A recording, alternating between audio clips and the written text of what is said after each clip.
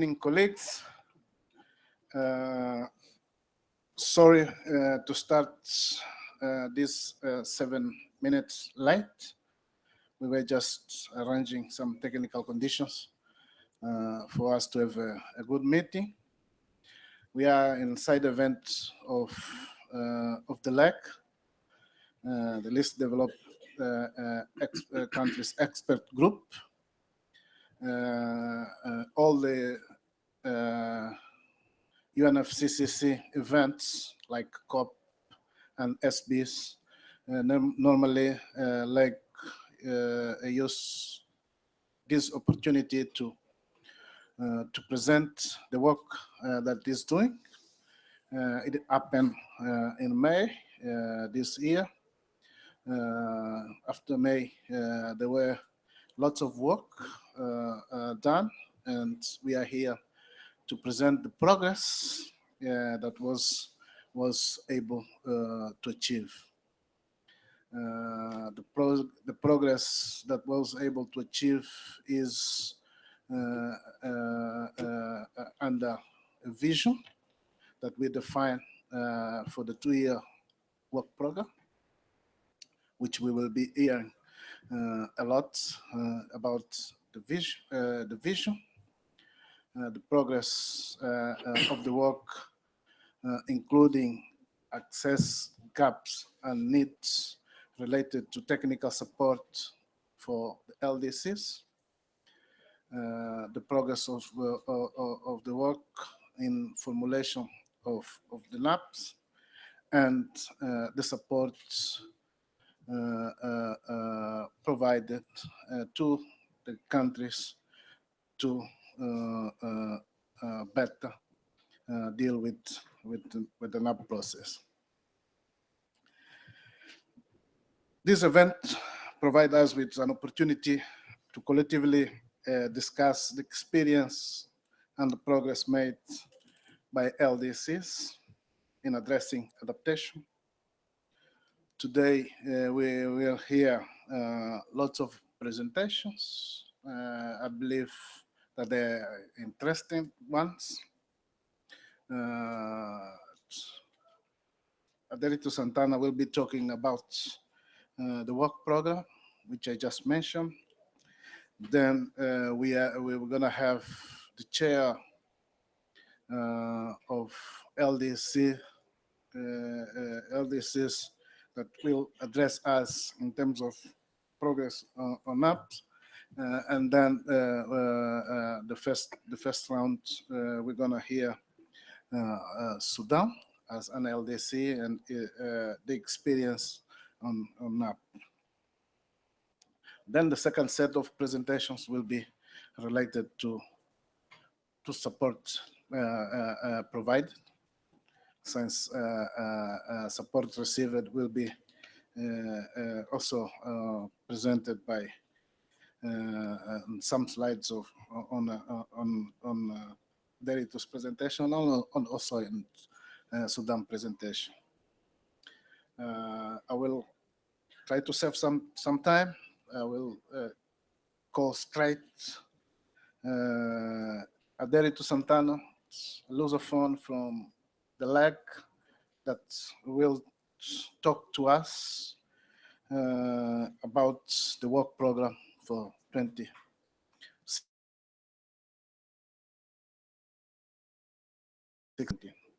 Thank you, Chair. Good afternoon, everyone.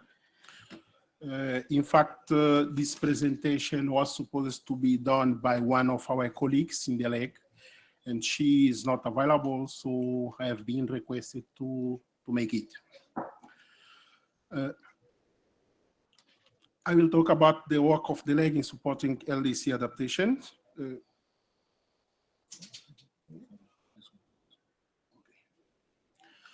So, in this work program, you have, the program is divided in 10 work areas. They are listed, but we are supporting the Paris Agreement, engaging with the Green Climate Fund Secretariat on assessing funding for the fund the process to formulate and formulate and implement NAPs, advancing NAPs through technical guideline and support, collaborating with the relevant bodies under the conventions, and engaging with the regional centers and network and the relevant organizations.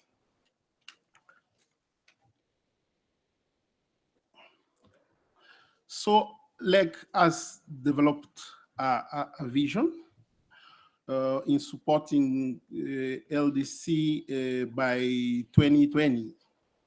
So for that, we need to at least to be sure that there will be well-structured adaptation planning process in all LDC, so to be sure that no one will be left behind, to formulate a robust and good quality of NAPs, implement priority and adaptation needs identified in the NAPs with the funding from Green Climate Fund and other sources, and have in place demonstrable results of building capacity, adaptive capacity in the LDCs. So we have found currently that different countries are in different stages in this process of elaborating NAPs.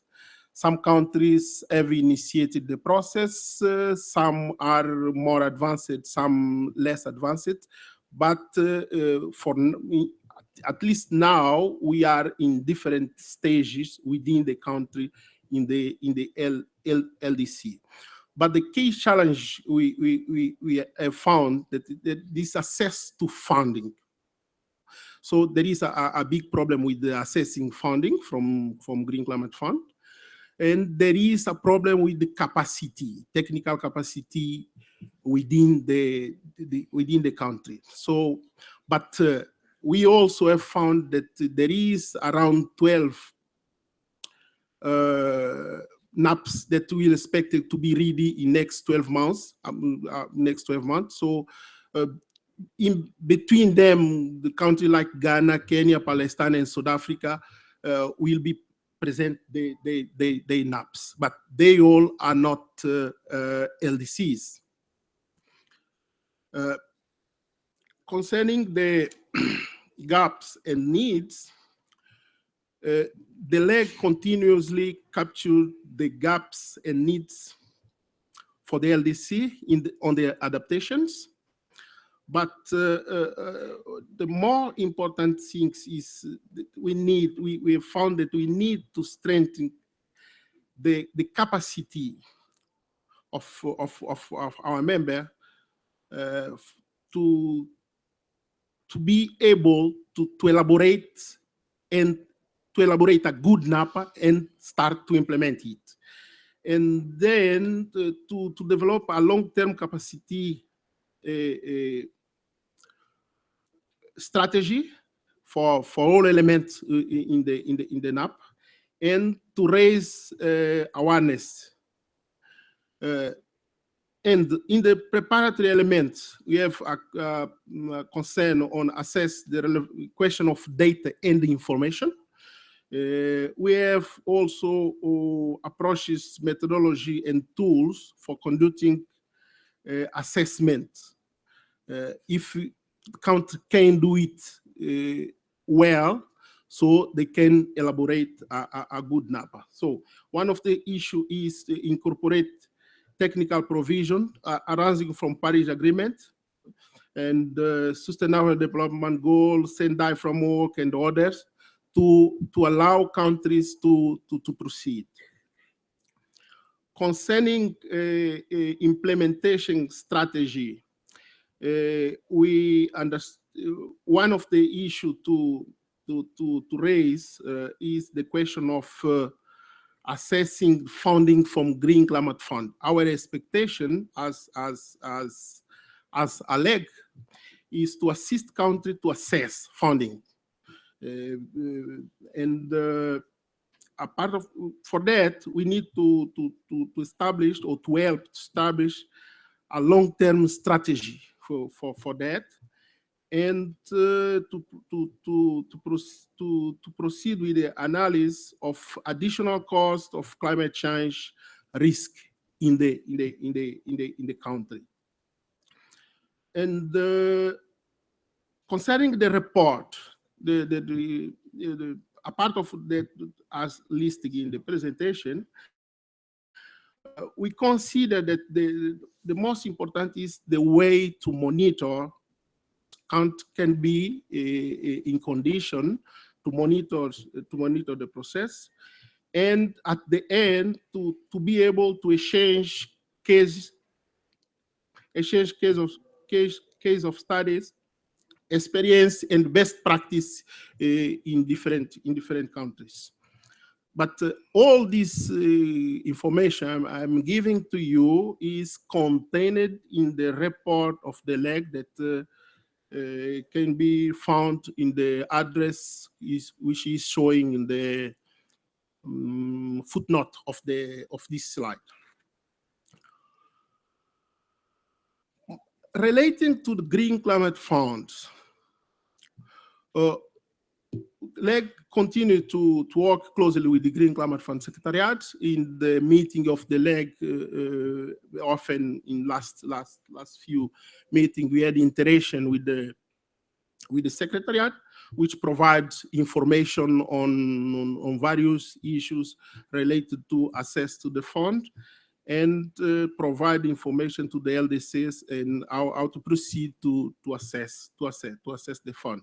This kind of exchange discussion had place during the leg 29 and leg 13, and we also had a special event which where Green Climate Fund Secretariat has been invited to be, which was a NAP Expo.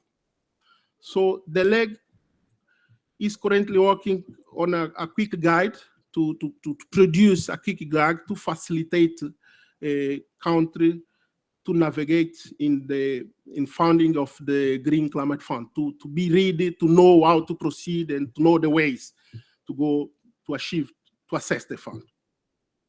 Concerning regional approaches, the leg initiated the conceptual scoping on regional approach in adaptation planning, which serve to enable countries to extend their NAPs to include regional consideration in the projects and programs, instead to have only national issue. In some cases, countries can have a global, larger vision on what they are doing. And also to facilitate the integration of climate change adaptation into regional development initiatives. We do believe that also one of the things to address is addressing similar vulnerability and risks within the region could also allow countries to better proceed in this process. Collaboration with the organizations, LEG engage with a larger number of organizations in the world to facilitate collaboration and promote coherence in supporting LDC. So in this process, this engagement modality includes working session at the LEG meeting. So when the LEG meet, the LEG invites some of partners to be in the meeting to have this kind of interaction. So we have also established an advisory group on training on NAPs and the NAPs Expo, and also a NAP technical working group to facilitate the process.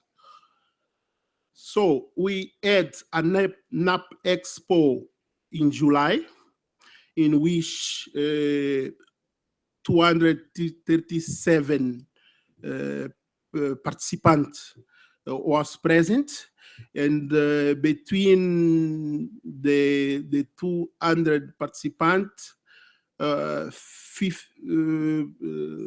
had the LDCs between 100 was from the party and the others was from different organizations as shown in the picture. But 59 was from LDCs and 50 coming from other parties. So it's just to show diversity of participants who attended this NAP Expo. And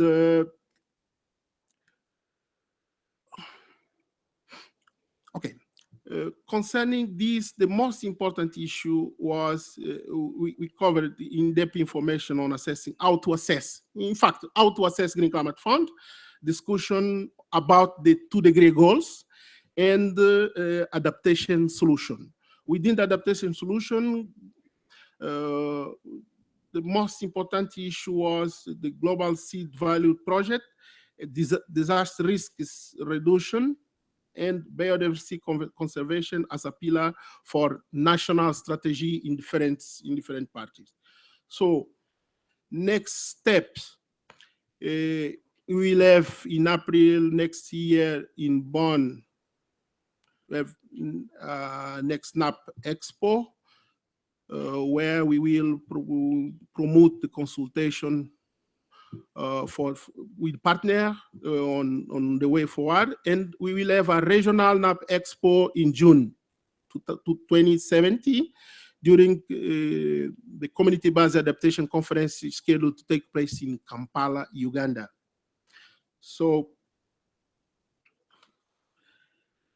there is also a NAP Central where anybody can assess to countries, for example, parties can, for example, submit NAPs. There is a portal for countries. There is to check where the support is, to check where the guidance is, what is in the guidance, and to get or to found what are the partners for these NAPs.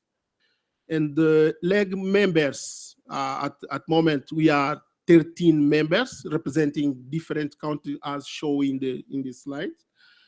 And it's all, it was done. Thank you very much.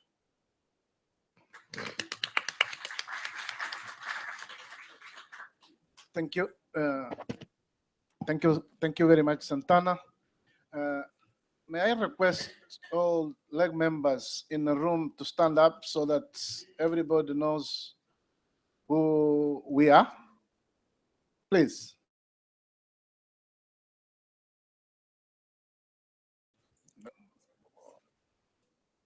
Okay. Sorry.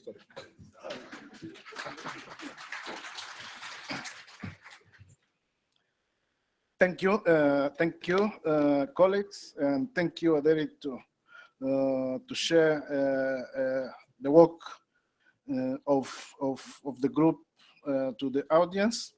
Of course, people will be interested to know a bit more about what the group did and does. There is a LEG report to this COP, which can be assessed with all the details. I'll underline one key element, which is referred to NAP Expo, and this will join.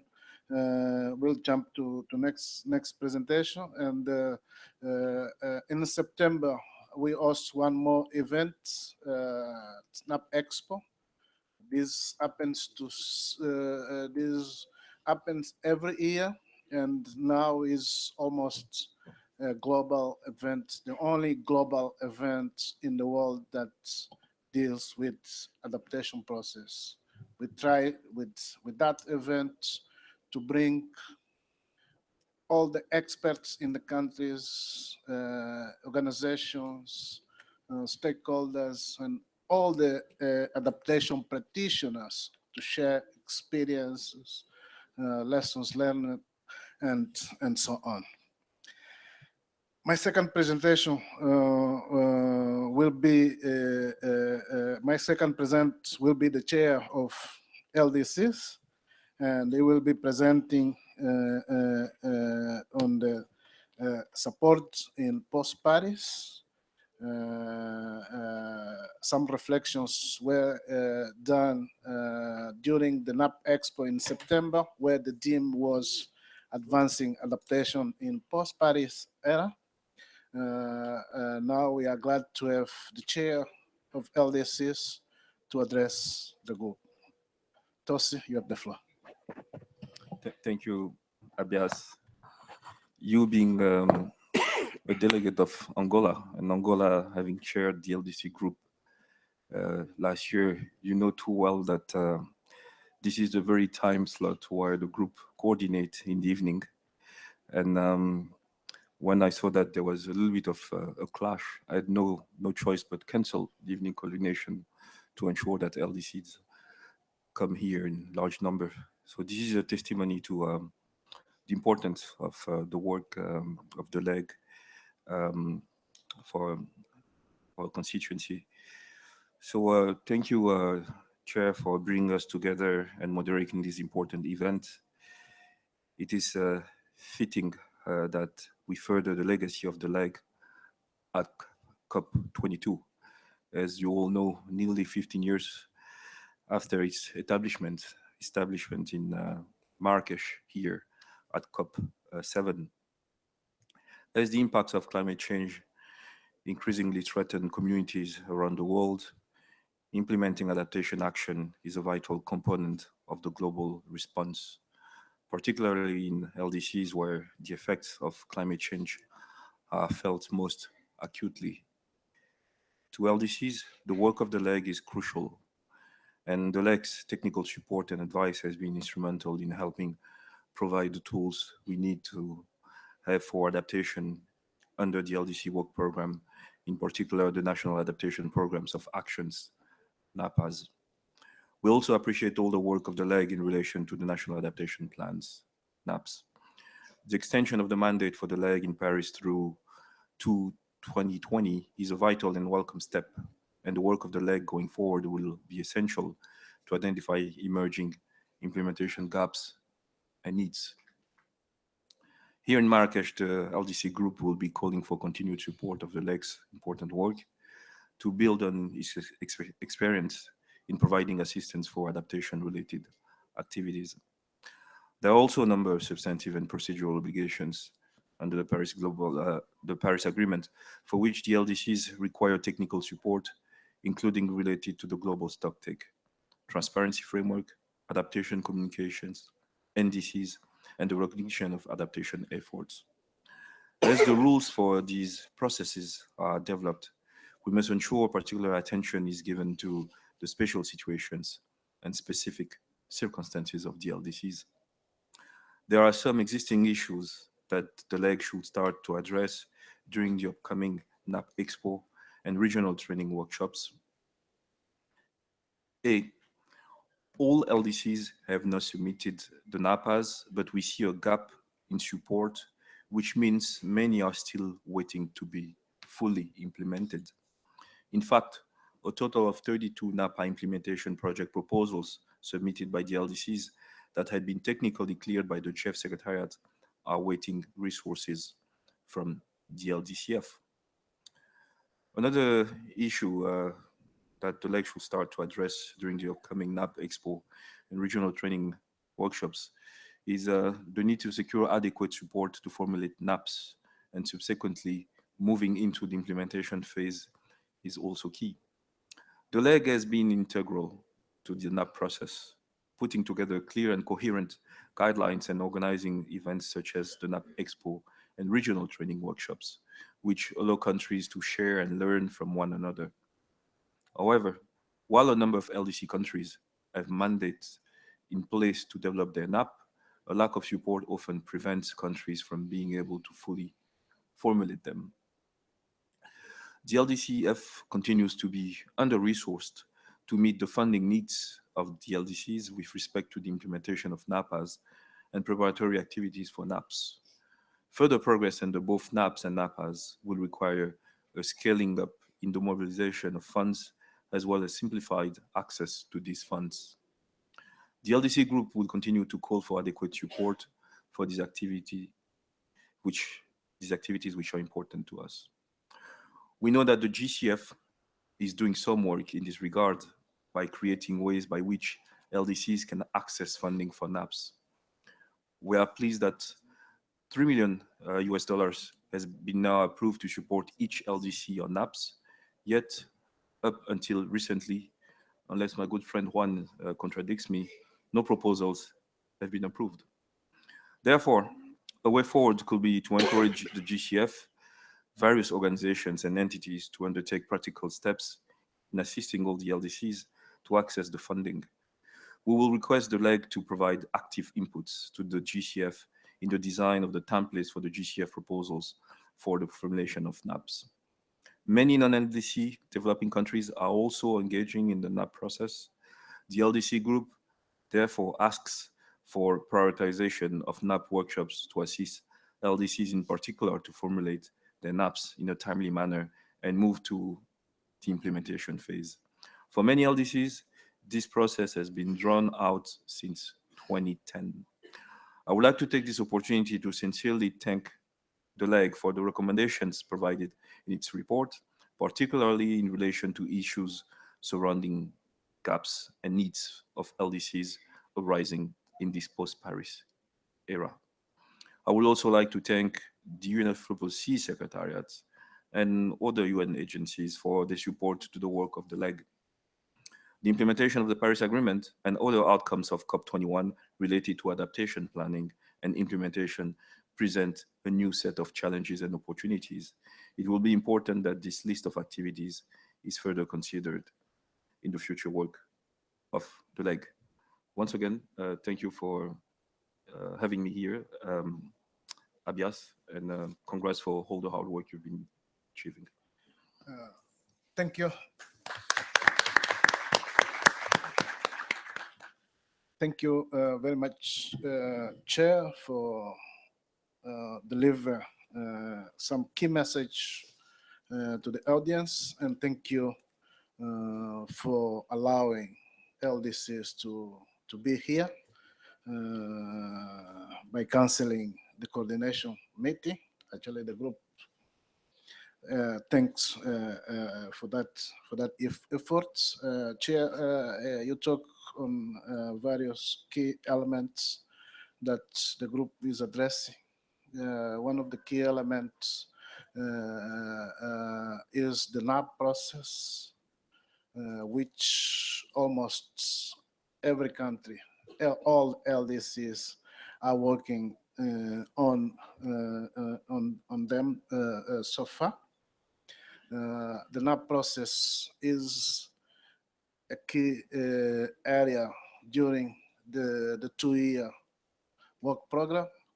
The NAP process, the vision which Aderito was referring to, it's more related to a NAP process, of course, including other areas that LDCs are facing. But as you could see, it's touched on by 2020. All the countries, all the LDCs should complete the NAP, at least at the elaboration stage, some at the implementation stage. It goes deeper, that we just don't want a plan that can be put in computer or somewhere at the office.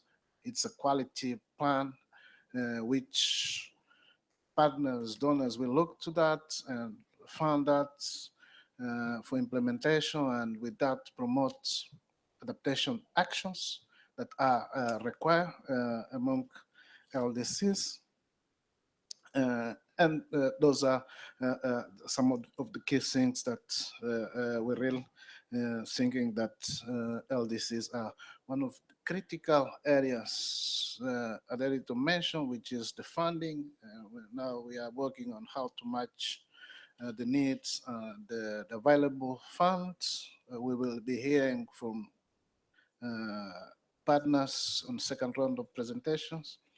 But one other key areas countries are struggling is accessing vulnerability, which is an area where require some money, and the countries are needing that money, but we have other organizations that work with us, and we are sure that will help us supporting LDCs.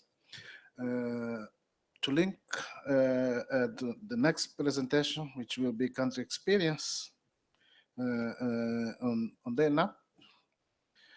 Aderito, in one of his last slides, they underlined the NAP Central, which is the center of adaptation process, I would say, in the world, because there you can access what exists, and if you want to access the NAP process from the next presentation, you go there to the NAP Central, access it. But that is not the only importance of NAP Central, is that it is open for countries to use and upload your information at the stage you are in terms of addressing adaptation and the NAP process and so on. If you don't know exactly how to use that and you are a party, please contact the Secretariat, and we'll provide additional guidance on how you could use your own country portal. I would like now to call Sudan.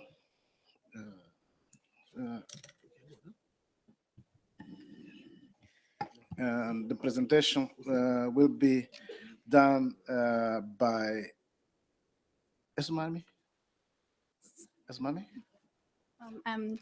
Good evening.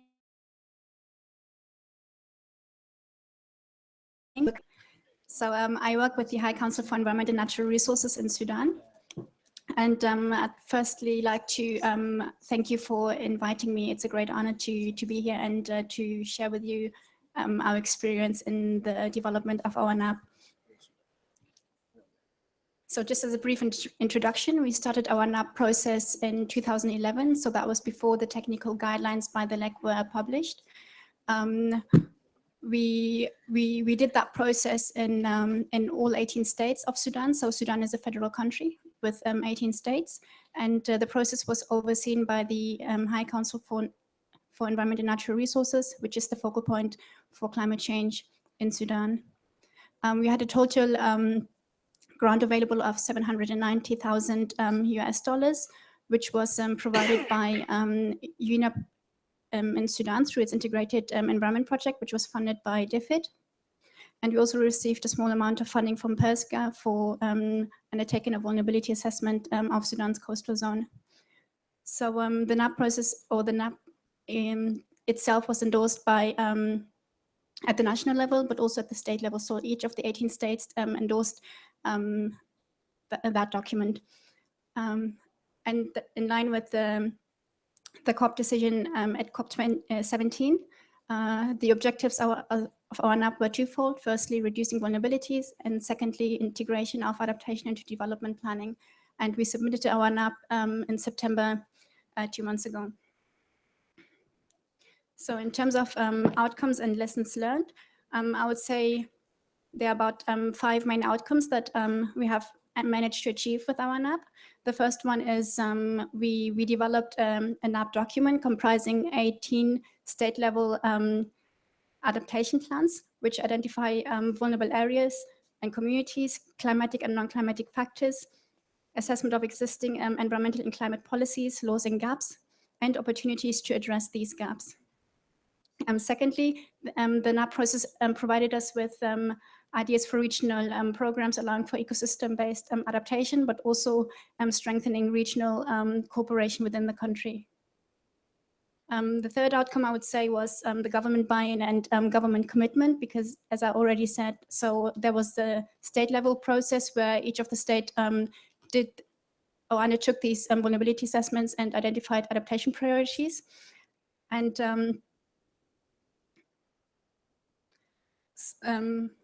yeah, so once they had identified their priorities, these were integrated into their state level development plans.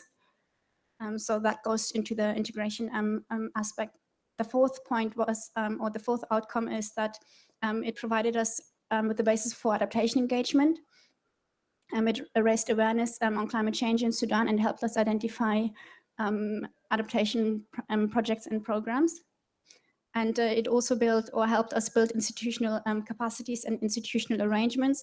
And I really want to highlight this point because I think that's one of the biggest achievements that we have accomplished with the NAP development, because in the development of our NAP, we established focal points in each of the 18 states, but also task forces. And we built their capacities, worked closely with them, and managed to strengthen the relationship between the state level and the federal level, but also between the different states and similar regions. And having built these structures have allowed us in further development or further adaptation planning to engage these people that were involved in, and so we relied more on people from different states rather than just focusing on expertise in the capital.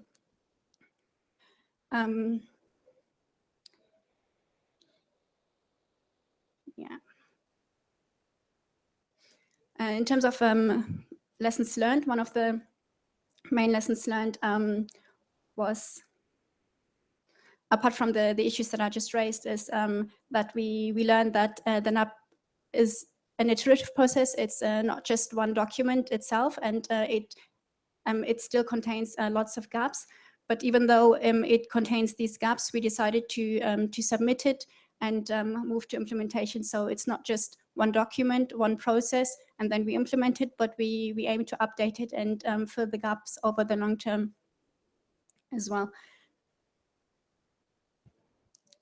And then in terms of ways forwards, so having developed that NAP, we don't want to just leave it as a document or as a strategy, but also move to implementation. And here we have identified two key priorities. One is filling the gaps that we have identified in our NAP document. And so these include, for example, capacity building, including technical and institutional capacities, particularly building the capacities to move from project ideas to project preparation and development towards project implementation. The second one is continuing strengthening the institutional arrangements. So having built this network of focal points and technical expertise in all the different states of Sudan, we want to continue building it, because we found we found it was a very good experience, and we want to further build on it. The third gap was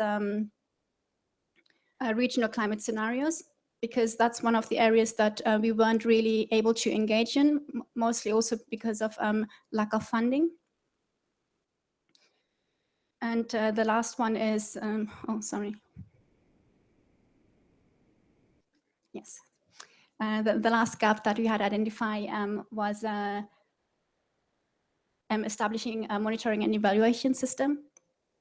And so we want to elaborate an NAP or adaptation monitoring and evaluation system, including data collection, modalities to engage affected communities, share knowledge and experiences on implementation and integration, and as well as reporting, but also think of an M&E system more broadly than just on the NAPs, particularly with the transparency framework that was established in the Paris Agreement. So to address these gaps, we want to mainly access the $3 million that were provided by the GCF, and we welcome that decision. But also look at other opportunities, for example, regional programs like the Africa Adaptation Initiative, particularly in terms of the regional modeling. And the second aim going forward is to transform ideas into funding proposals. So we already started to look at what we have in the NAP and develop funding proposals. one of the idea that, or one of the proposals that we're currently developing is a project to the GCF together with UNDP. And we also want to, so building on that, we want to look at other areas that we had identified in the NAP and to use other modalities such as the Readiness Support Program or the Project Preparation Facility to turn these project ideas into concrete funding proposals. Thank you.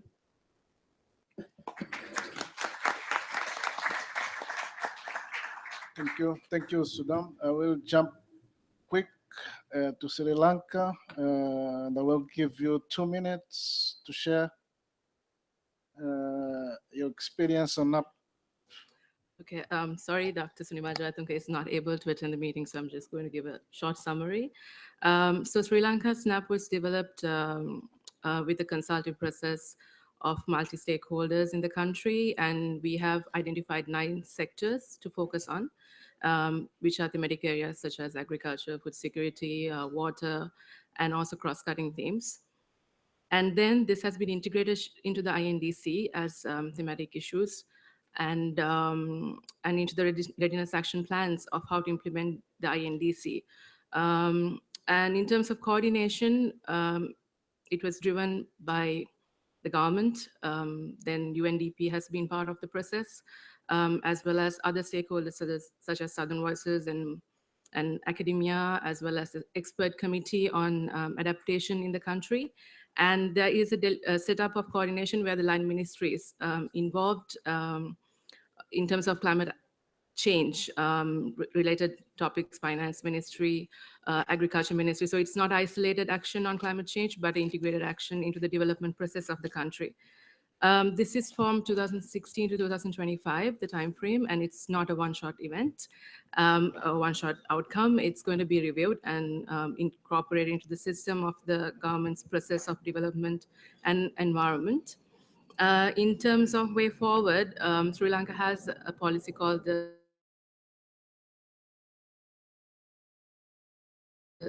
blueprint environment in the country, to which this will also be merged. And there is the need for calculating how to implement these actions that have been identified in the NAP. So there is need for resources for implementation. And when there is the NDCs being implemented, these will be also incorporated into the system.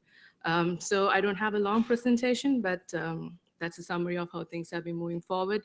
Though the NAP has been developed for the last 2 years, at the NAP Expo, we've been part of the process and the government presented this as well. This was launched on the 17th of October in the country and is a valid document now. So thank you. Thank you. Thank you very much. The NAP from Sri Lanka can be accessed also at NAP Center.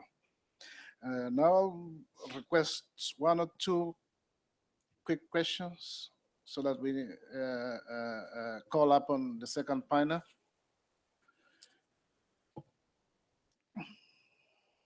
If there are, if not, maybe maybe you want to raise it in the end. I will thank. I see nobody. Oh, there is a minute. Okay. Yes.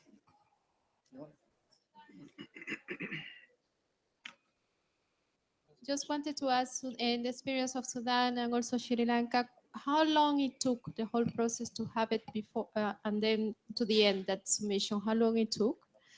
And yeah, that would be the main question for me. Yes, please.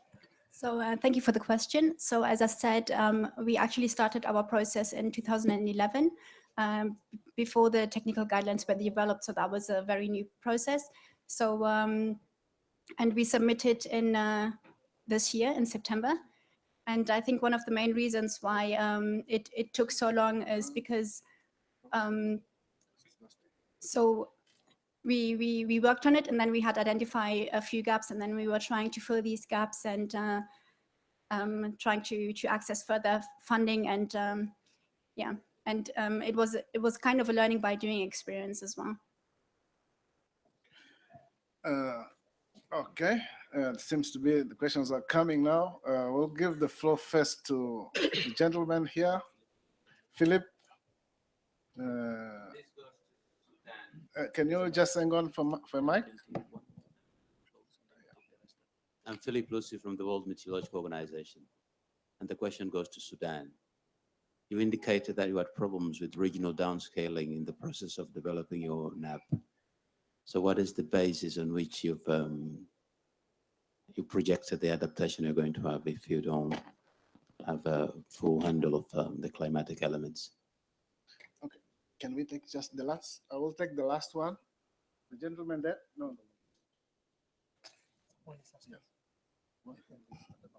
Thank you very much, Mr. Chairman. I'm Peter Witt from CARE Denmark and the Southern Voices Program. My question relates to vulnerable communities and ecosystems. If you from Sudan and Sri Lanka briefly could mention how this has been considered in the preparation of the NAP. And then for the leg, I see in your work program an activity point, not under the NAPs, but it's related for preparing an information paper on considerations regarding vulnerable communities, groups, and ecosystems in the context of the process for NAP implementation. I'm just curious to how far have you come into preparing this work paper, because this could help LDC countries in their work on the NAPs. Thank you very much. Thank you. I'll start to give the floor to Sudan first. Okay, again, thank you for the questions. On the regional scenario, so the first question is we did a preliminary assessment. We used the data that we had available, but they're often outdated or difficult to access, and because we recognize it as a very important aspect, particularly in terms of long-term planning. We see the need to fill these gaps, and if you want more technical questions, our NAP coordinators are here in the room, so they can hopefully answer them in more detail. Thank you. Thank you. Can Sri Lanka also address? Sorry, I didn't catch Peter's question, but it was about a regional thing, or a vulnerability assessment. Okay, so in terms of the NAP, it was not done as a starting point, but there were other assessments that were done on climate change impacts, which were also incorporated into the NAP process in terms of consultations.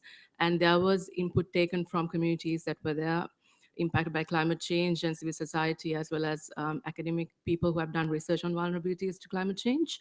And to address the first question, I think came to Sri Lanka as well, the time frame from the development to when it was launched or developed or finalized was 14 months, because we started in August 2014, but the launching took a while because of the processes in the country and when it needed to be launched. I hope I answered the questions. Thank you. Thank you. The one for the leg in relation to the paper on gender and vulnerable groups, we are working on that. The outline is complete. We are working with the partnership of a Nairobi work program with all the partners there to put together this paper. We hope that middle next year the first draft of the paper can be shared. Thank you. Thank you. I will request you to thank the panel which we just finished. Can you join me, clap?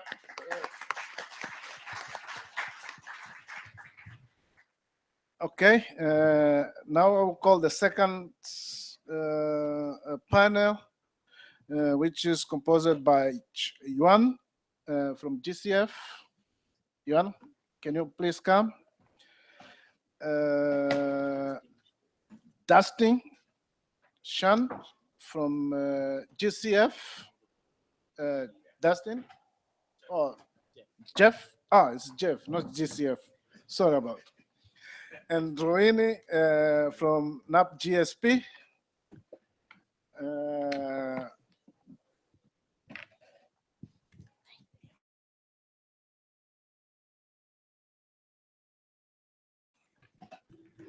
this is the panel on support. And from the order that I call the panel, I will request to be presented in that order. In this case, may I ask Johan Omster from GCF to address the audience, please? Thank you very much, Chair. Is this one? Yes.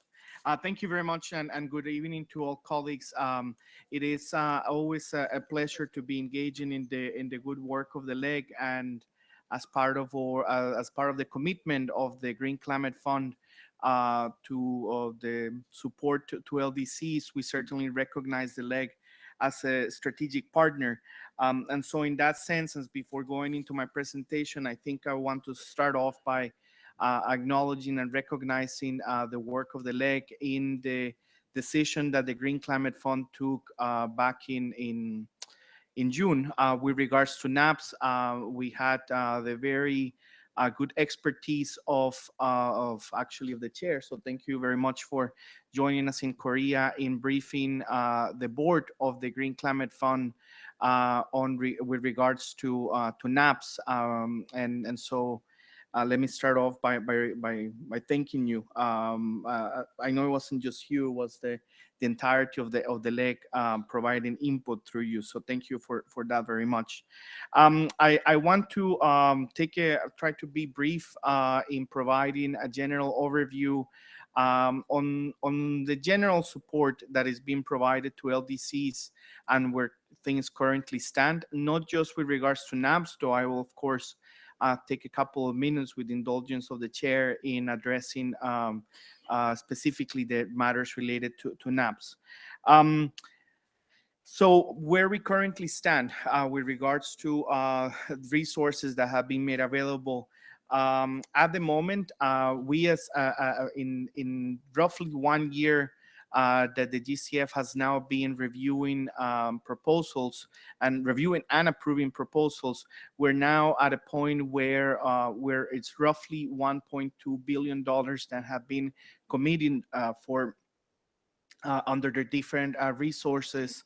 Under the different proposals that we have received, and roughly 50% of this 600 million are for adaptation. So in this sense, this is very much consistent with the mandate that was provided to the fund in seeking to have a 50-50 allocation between adaptation and mitigation.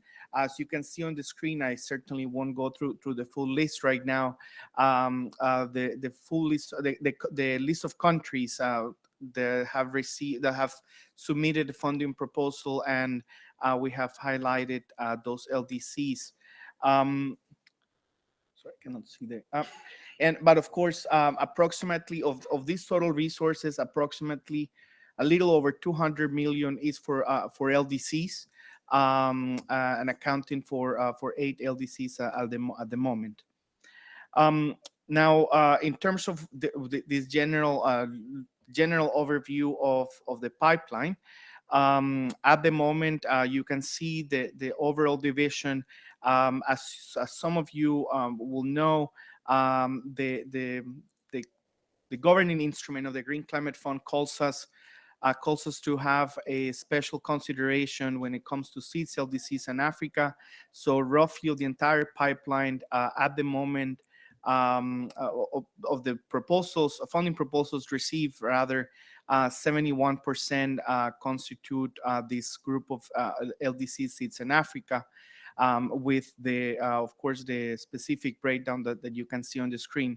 And by window, we actually have of the proposals received this breakdown of mitigation, adaptation, and cross-cutting support of cross-cutting projects that touch both mitigation and adaptation, up to 29% and 24 specific for adaptation. Sorry, that if I may, that was actually the update, the previous one, the one that we have presented up to the previous year. Sorry, the previous meeting in the NAP Expo. But the one you have on the, sorry, if we can go to the next. Other resources that have been made available recently, we have put forward a request for proposals for both enhanced direct access and micro, small, and medium-sized enterprises, which also have a specific allocation for both both LDC seats and Africa. And of this, we're hoping we have now received a full set of proposals under this. Under each of these, and we're hoping to see the first set of proposals for consideration by the board under these two specific instruments that have been put forward for consideration by our board in about less than a month time, at the end of middle of December.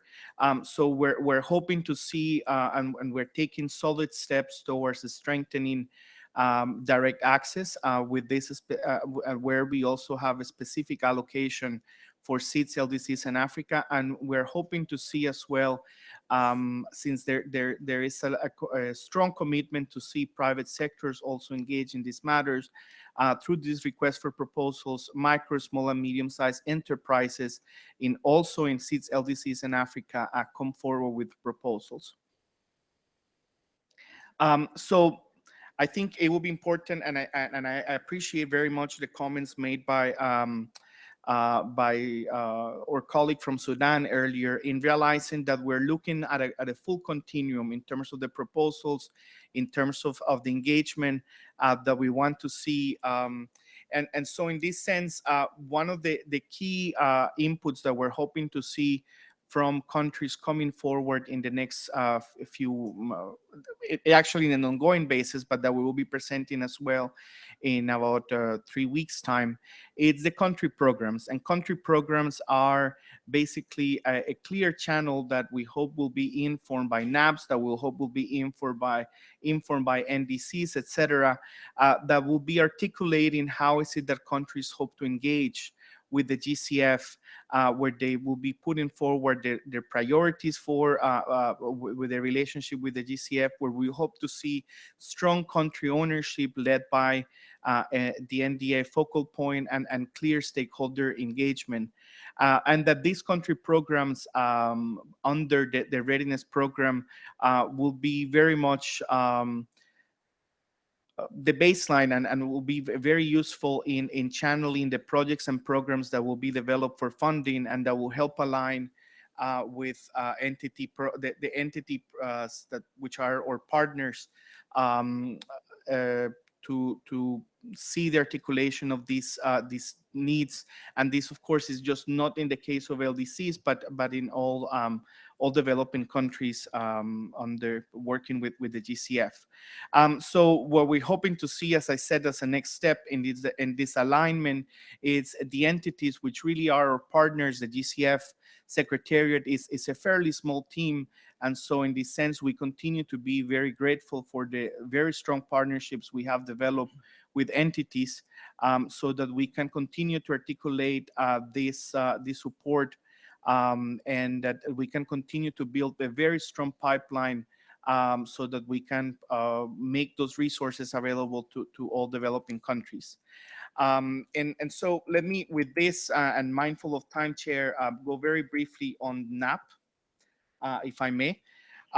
So without perhaps just before clarifying on another key instrument that we want to ensure that the countries make themselves available to, it's, as I think, using the example of Sudan, since their presentation preceded me, beginning to articulate those opportunities that exist and that have been identified in documents like NAPs into full funding proposals. But we realize that this is something sometimes not simple, and that's why the GCF has made additional resources available under what we call the project preparation facility, with a cap of up to 1.5 million for requests, where basically those ideas, those priorities that have been identified that perhaps are not quite at the point where they are a full project. These resources can be made available for enabling that a step to happen, to be able to see a full proposal. And so in this sense, we are hoping to, of course, to see this be done through the accredited entities, and we are encouraging in particular direct access entities to come forward. Of course, the NDAs, which are or partners in each of the countries, to have a strong role in this articulation. In terms of the readiness funding, it has been already, and I will try to be as clear in this in terms of the resources that have been made available. The current resources for NAP, we have up to $3 million per country, which is not to say per year, but $3 million for the formulation of national adaptation plans and other adaptation planning processes. And so in this sense, at this point, and again, thankful to the strong engagement of some of our accredited entities, we have received 2 funding proposals, which we are currently processing, and that we're hopeful that will be already with the approved check quite soon. But we think that this is, while of course we wish that we could come with a much larger number, it has been a pretty quick development in just a matter of months to go from literally taking the Paris Agreement and looking at what it means and making this a specific window available. And so in this sense, I want to also acknowledge the strong role that the technical guidelines developed by the LEF have had in helping articulate these NAPs that have been presented to the GCF. I won't right now go to this. I'd like to also perhaps update the fact that through the readiness program at the most recent board meeting, there's been further articulation of technology and resources through readiness for RED. I won't go right now again into that, but please know that anyone in the GCF team here for these 2 weeks will be happy to sit down with you and walk through some of these additional resources that have been made available.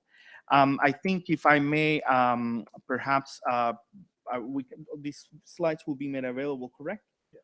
So perhaps just wrap it up there.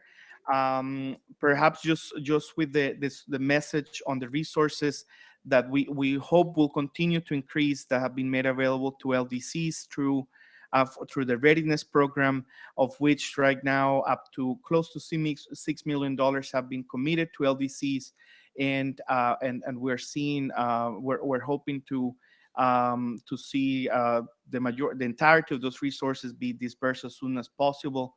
And with that, I thank you very much for the opportunity, Chair. Happy to answer any questions after. Thank you. Thank you very much, Juan.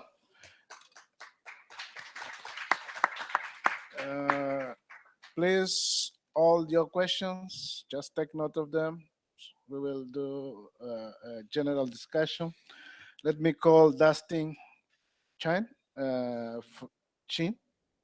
from Jeff to deliver his 5-minute presentation. Thank you, Chair. I acknowledge the 5 minutes. I've heard it very clearly. I know how it is. I'm standing between you and dinner, so I'll keep it brief. But the CHEF actually takes very seriously the responsibility to serve the Paris Agreement, and that includes the LDCF and the SCCF. So I'm very pleased to be here today to discuss briefly with you on the results achieved so far under the LDCF and the opportunities that are available, not just for NAPAs, but also for NAP financing. And in that regard, I'd also like to thank the representative from our sister organization, the Green Climate Fund, for his excellent presentation, which I believe has made clear how quickly the adaptation finance, for example, has been flowing through the GCF. And I think that the LDCF really has been an incubator in many countries and has elevated the issue of adaptation on the national agenda, and therefore hopefully been able to contribute to this success. Something went wrong with the slides here, but just very briefly, the total cumulative pledges have increased to over $1.2 billion in grant financing. The LDCF has only been utilizing grants for adaptation. This includes a recent pledge of over $250 million that was made in Paris at COP21. From this pledge, about 1/3 have been paid into the LDCF trust fund, so we're still waiting for approximately, very roughly, 2/3 to flow. But I would still like to use the slide if possible. Can you see it? Well, let me just continue.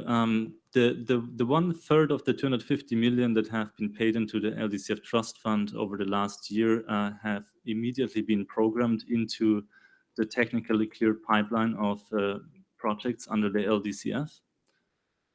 At COP21, we, I think, had about 32 projects, and the honorable representative, the chair of the LDC group who presented earlier today, has also mentioned that number. I'm very thankful actually to the chair of the LDC group because he came to Washington, DC just last month to present at the LDCF Council on this issue. And I think that was very well received by the countries that were present.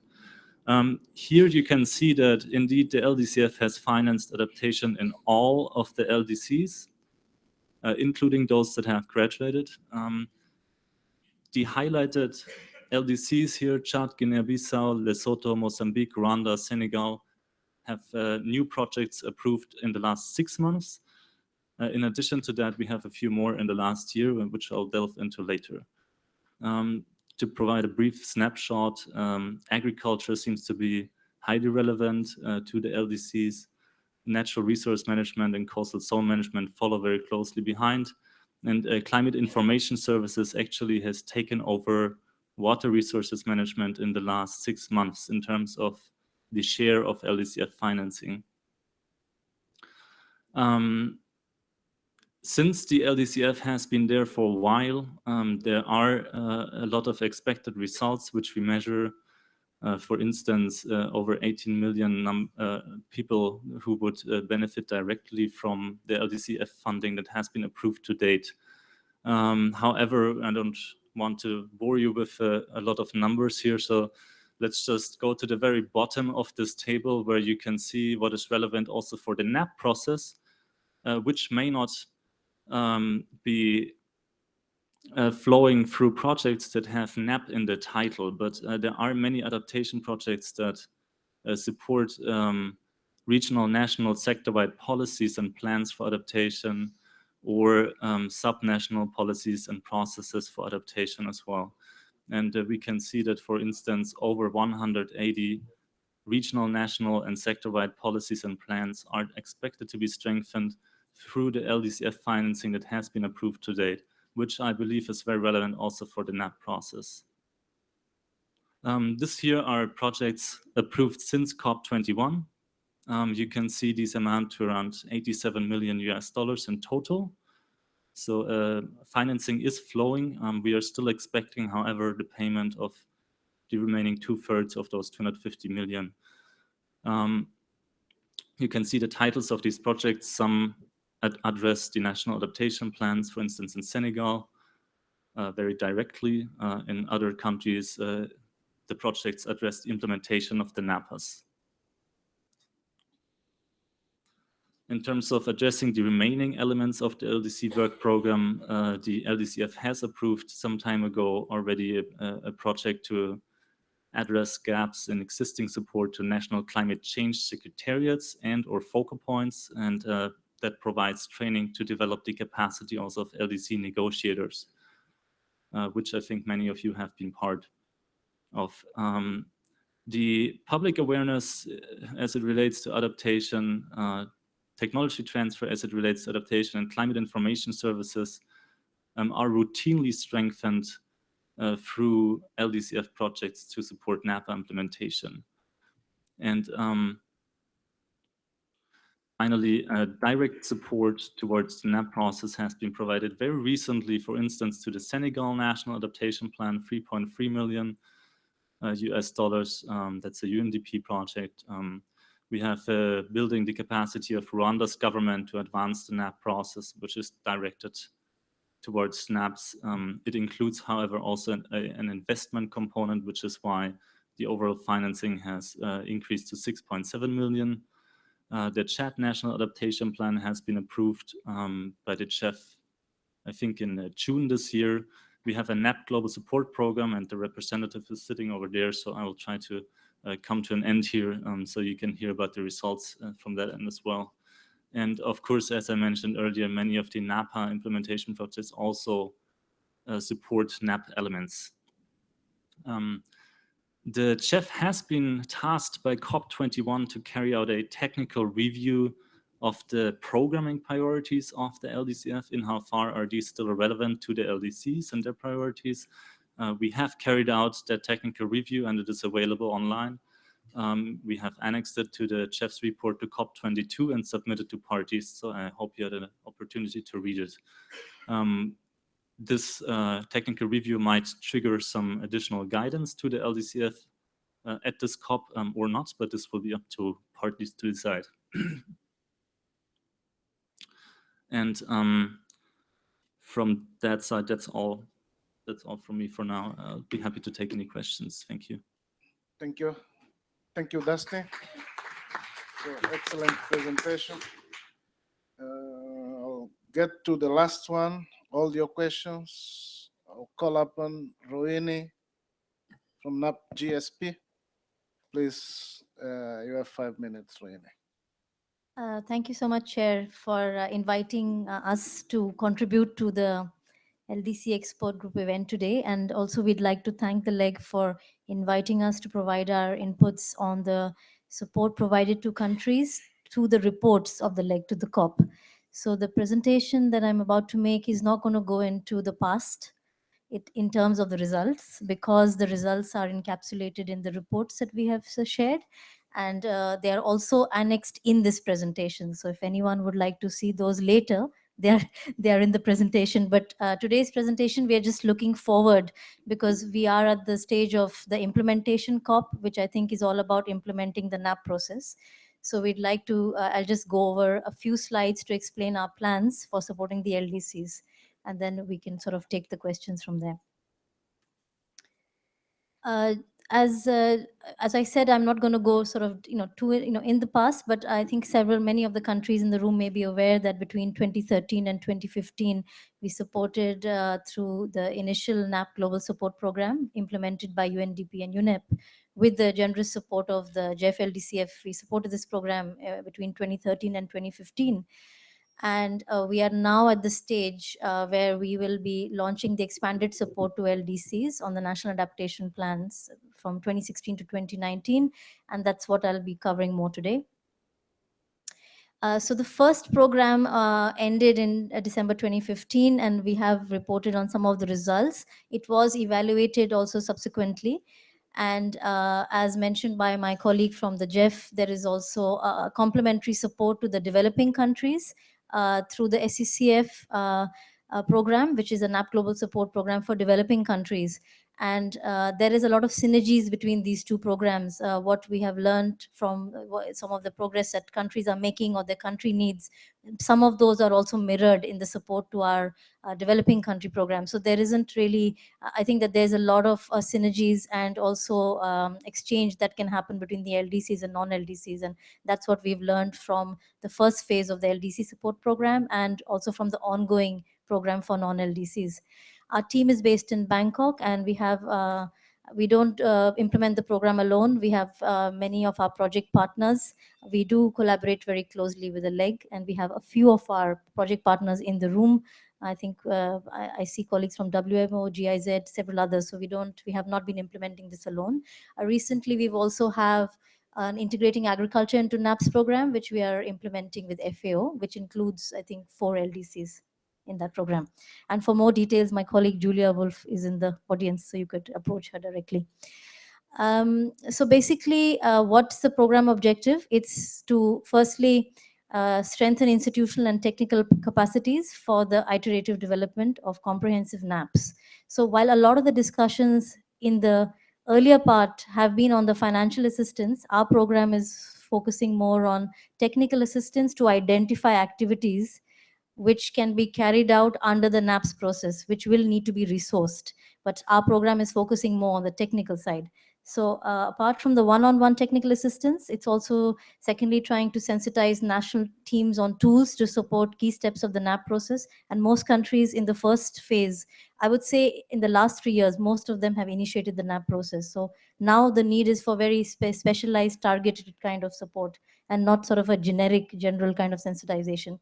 And lastly, there's supposed to be a facilitation of exchange of lessons and knowledge between South-South and North-South cooperation, both between LDCs, but also between LDCs and non-LDCs. So in this phase 2 that we are calling it, we sort of built in the results of the evaluation. The evaluation of the first project said that it was, despite the limited budget, it was well designed, but the collaboration with the LEG and also close linking with the UNFCCC Secretariat was an important link, because we were trying to, in one go, try to, in one voice, try to support the LDCs. So in this phase 2, our objective are to extend the support to more countries, to advance the NAP process, because most of them have already begun the process, and to help them plan, finance, and implement adaptation interventions through integrating climate change into medium to long-term development frameworks. The total program budget is $6 million US dollars. The three components, to go into slightly more detail, what do we mean by this one-on-one support? We basically mean assisting with stock taking, identification of activities, could be a thematic or a cross-sectoral assessment, certain customized training at the country level, and development of NAP work plans. And also connecting to broader sources of support. And while we, this is a GSP, but the GSP is a joint initiative of UNDP and UNEP. So for example, we have much broader programming support in many other thematic areas which we would like to connect to. We also, while our primary function is not to access finance for NAPs, but it is to help countries to identify those activities which will then be developed further to access that finance. And it is also to make sure that we are collaborating with our partners, with our development partners, as well as partners such as the LEG. Secondly, the regional support, and I've put some targets down there. Just to let you know, we are going to have a planning meeting on Saturday on the detailed work plan of this. And we have extended an invitation to all LDCs to be part of this work planning meeting. So this is a bit of an overview. But this is the second component, which is the training packages. These will be delivered through regional trainings. Again, they will be focused a bit more on the technical topics which countries are indicating that are important for them to advance specific aspects of their NAP process. And the training would be provided to national teams of technical experts, and they would, all the LDCs will receive an invitation to attend these trainings. The knowledge brokering is about the peer-to-peer exchange. Some of this would take place through our regional training workshops, which would be the face-to-face. Some of them would take place through collaboration with forums such as the NAP Expo and the regional NAP Expos. And also some of this is virtually through our website and webinars and our e-networks. We were in the first round of the evaluation noted we need to develop an exit strategy for knowledge sharing and sustaining this network. So we hope to work a bit more on that under component 3. So the institutional arrangements of the program, there is a project board and there's a technical advisory group where we would be inviting our partners to join that. And we have this support unit of team which is based in Bangkok, and we also have a colleague in Addis Ababa. So what do we intend to do to launch this program?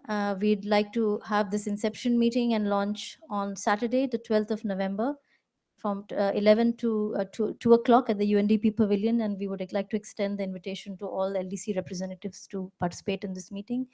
The primary objective of the meeting is to seek input on the work plan for phase 2 of the LDCF support to NAPs before the approval by the project board.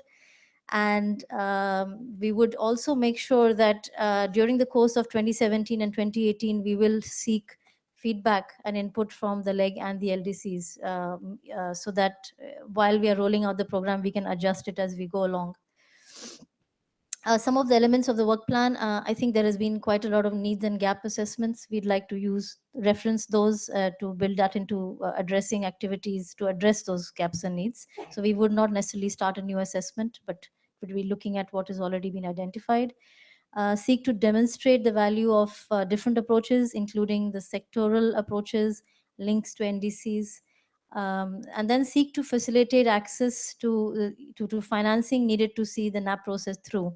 So by providing information on sources of support that countries can access to carry out activities, and how to leverage other sources to support the NAP process further, building on what is initiated with the support from the LDCF, as well as possibly the support from hopefully the support from the GCF. In fact, at this juncture, I'd also like to say that we're working quite closely with the GCF Secretariat to try and support the countries to develop proposals which can be sort of fast track to access financing. And we'd like to thank the GCF Secretariat for also being very proactive, and as well as the GEF, because they have actually supported the GSP, and that's the reason that I'm sort of here.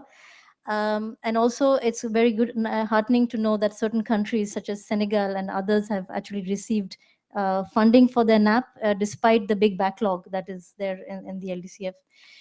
So I think I'm going to stop there. We do have the results of the first phase, but I've hidden the slides and we'll put it as part of the official record of the meeting. Thank you.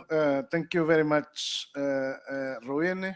Colleagues, this is the work of the leg. As you could see, 1.5 hours are not enough to present the huge amounts work of the group in supporting LDCs. I will not try to sum up because I will have to make 3 presentations. I will avoid that. I will give the floor to you.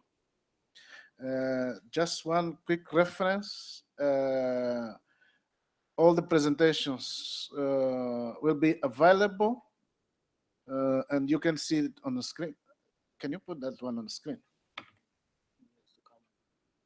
Okay, but all the presentations will be available on the web. Prepare for that later this evening.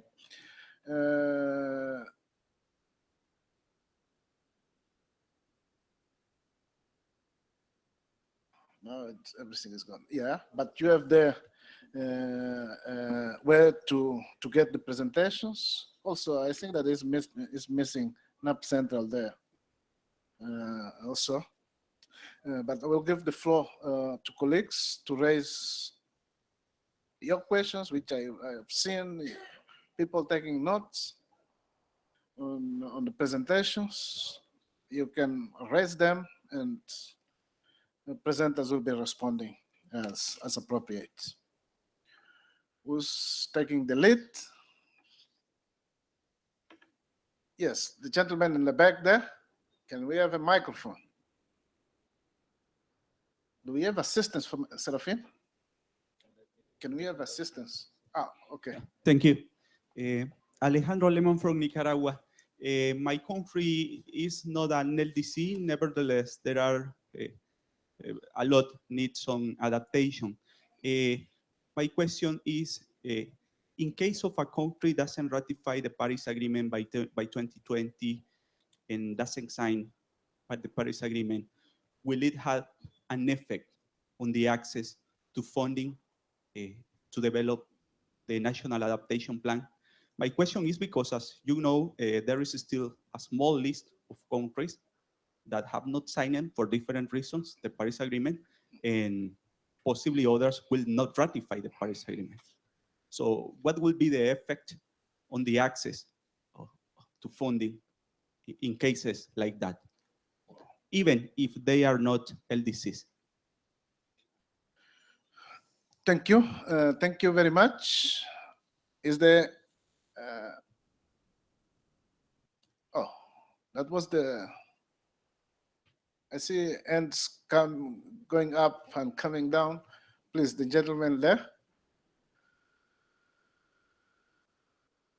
And then, madam, I think that you raised your hand. Was you or the other one? Okay, yes, first My you. question is, it was very interesting to listen to all the initiatives for supporting LDCs in other countries in preparing the national adaptation plans and in readiness programs. But if I'm not mistaken, in your initial introduction, you mentioned that among the NAPs which are now finalized, there were still none from the LDCs. So my question is, what are the bottlenecks? You who are providing support and assisting, just to get an idea about why is it that despite all this support being lined up, it is still a challenge. You started already in 2013, if not earlier, and now we are 3 years later. Just to have some kind of a idea of the reasons for that.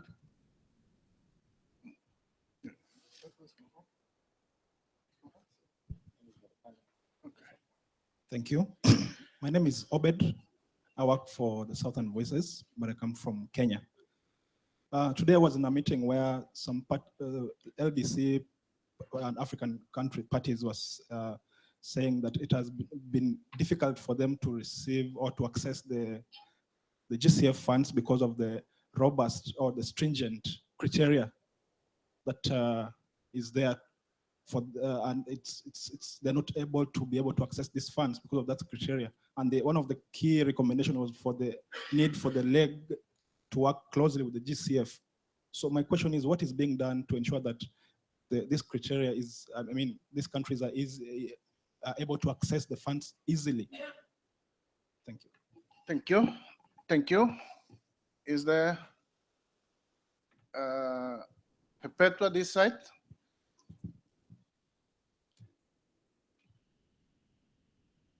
Do you have a mic?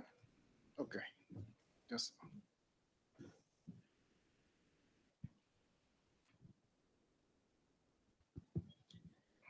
Thank you, and thank you, Abias, and also thank you for all the presenters for your excellent presentation. My first question to Juan with regards to support from the GCF to the NAP. If I recall correctly, you said that you have received 2 funding proposals for the NAP support, and at the same time also the GCF Secretariat is working on a template. I know the message that's been sent out for countries to go ahead and submit funding proposal for the 3 million for the NAP support, and at the same time you are also working on the template. So what are the clear messages that you would like to send to LDC parties? So shall we wait for the template, or if the proposal that you have received, what sort of guidelines that you're going to assess that based on that you don't have the template as yet? My second question is on to the Jeff presenter. You said that the 2/3 is expected to be paid off from the pledge funds, and you also the money that have been paid out have been used to pay some of the projects that were in the pipeline. My question then, are there still projects in the pipeline, and how much are they?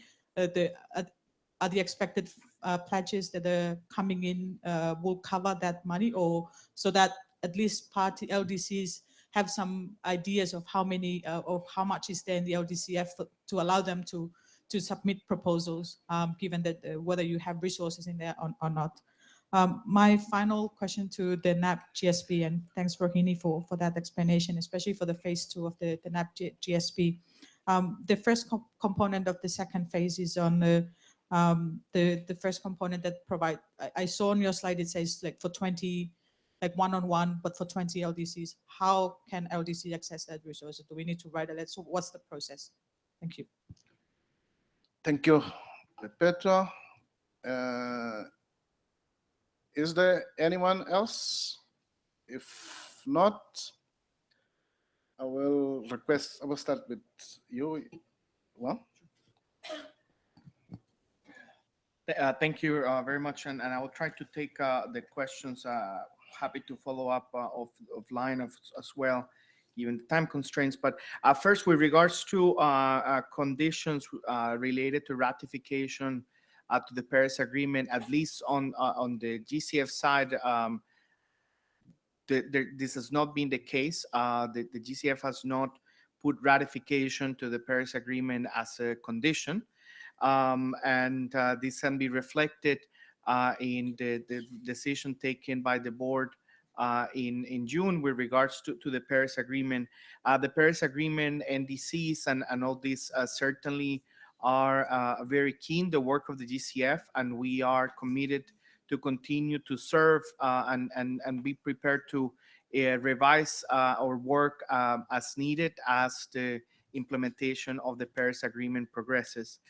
With regards to the question as to whether what might be perceived as mixed message on the implementation of NAP versus with what has happened, I think it's perhaps important in this case to go back to some of the conceptual discussions, for lack of a better word, with regards to what a NAP really is. And I don't think there's an intention to think of it just as and I think it was the words of the chair who said earlier, it's not just a document, it's not just something that sits on a shelf. So it's in that sense, it might be perhaps a misunderstanding of what does it mean to say that not a NAP has been approved. As I think our colleague from the Jeff made very clear in his presentation, a lot of components from them have been taken, whether translated into a full sort of project, so I think it might be perhaps necessary to take a step back and look at the more nuanced implications on having this type of sort of top national policy documents. With regards to access and some of the challenges that the other colleagues raised, certainly we continue to engage with the LEC, of course, but also other work that we have been doing with regards to simplified approval processes, additional resources for enhancing direct access, and other efforts that we're trying to take at a regional level to engage in a more sort of extensive conversation with countries, so that this access can take place. Most recently, targeted to Africa, we had a structured dialogue in Cape Town, where we engage with NDAs from the continent precisely to address some of. So it's certainly not a one issue that is a bottleneck. It's part of a set of issues that we're trying to tackle. And in this sense, we've been quite keen to engage in, for example, places like NAP Expo, organized by the LEC, to address some of these issues. To the last question regarding templates, we certainly we did not want to condition the publication of a template for countries not to be able to put forward their proposals to NAPs. And so that's why, Pepe, you did get correct the number. It's 2 countries that have submitted the proposal, and we basically they have, and so that is the message we want to put forward is, should a country wish to at this moment put forward, they can use the existing template of their for readiness, and that's what and that's the template we're pointing them to. I think on this issue of the template, without wanting to put too much time into the discussion right now, happy to take it offline. It's certainly one where we are looking very carefully at the technical guidelines from that were developed by the LEG, and the experience that countries are having, even with the submission of these 2 first proposals, to ensure that the template actually doesn't create more problems that it's trying to solve. And this is, I think this is very important. So let me just to reiterate, countries, we're not conditioning the publication of a template so that they can begin to access these resources. Thank you, John. Dustin? Thank you, Chair. I think the main question was related to the pipeline and the available resources under the LDCF in particular. As I mentioned, the LDCF has received over $250 million, including the first pledge by a subnational entity, Quebec, in Paris at COP21, which is actually the highest volume of pledges to the LDCF in any single given year since the establishment of the LDCF. But no, it is not enough, because LDCs have increasingly been able to program resources, not just from the LDCF, but for adaptation in general. And due to this higher demand, the LDCF is not able to cope with the project proposals at the moment. So the pipeline is being paid off, as you say. We are funding projects as resources become available, and as I mentioned, that was in the last year around $87 million US. At the same time, we do receive new proposals, and when they are technically cleared by the Chef Secretariat, they are queued in on a first come, first served basis into the pipeline of technically cleared projects for funding in the future. Because of this resource scarcity, we have, for instance, received additional pledges actually just last month for 24 million euros to be paid over 3 years by Belgium. And we hope to receive further resources to meet the demand from the LDCs to address these most urgent priority needs in the most vulnerable countries. Thank you. Thank you, Dustin. Rohini? Yeah, actually, just to address the two questions, I think the first question was, despite this support since 2013, how come more LDCs have not progressed? I think that just, I don't want to speak on the behalf of LDCs which are not in the room, but I have to say that several LDCs have made quite a lot of progress on the NAP. They are all treating it like a process. So I don't think that the countries, many of them will say we've made a lot of progress and they've put a lot of their domestic resources and time. I think there was also barriers to accessing finance, but domestically they have put in their time and they have made progress. And often this is in the form of stock taking exercises, training, sensitization. So they have put in some of the building blocks. What they may not have is a completed full sort of, all the sequence of steps needed. So that's, I think, one many of them made. And I think the other thing is there are LDCs that have completed their NAP document. Like, for example, Burkina Faso. I think there are others as well, Ethiopia. So it's not actually, we don't have, I also don't have the full picture of all the LDCs that have completed, the process to their satisfaction, I would say. And on the question from Pepe, so the one-on-one support to 20 countries, it's basically a request letter to the team. And we have the address in the last slide of the email. We'll also be sending that out again by email after Saturday's inception meeting. And just to clarify what type of support is provided, it's very much like a kind of a scoping support or a kind of a training or a stock taking, something that will move the process forward in the country. And what we found is some countries are very advanced, so they need something very specific. So the one-on-one requests, we try to have a lot of discussion with them to tailor it to them. So it's a request letter to the team from the UNFCCC focal point. Thank you. Thank you, Ruin. And this brings us to the end of our side event.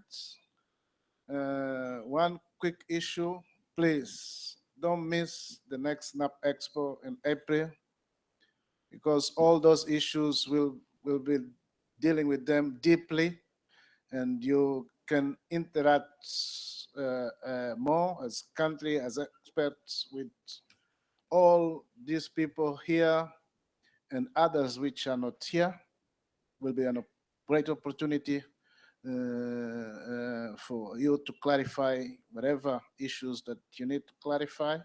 Some of those were done in the last NAP Expo, and you can see the reports that were provided to that from the leg, believe from GCF, from Jeff, and others. With that, I'd like to thank all of you for your time, for your contributions that you gave today, for the contributions that you will continue provide in advance to support LDCs in any way. And we're going to see each other, I believe, during the XBs. Thank you.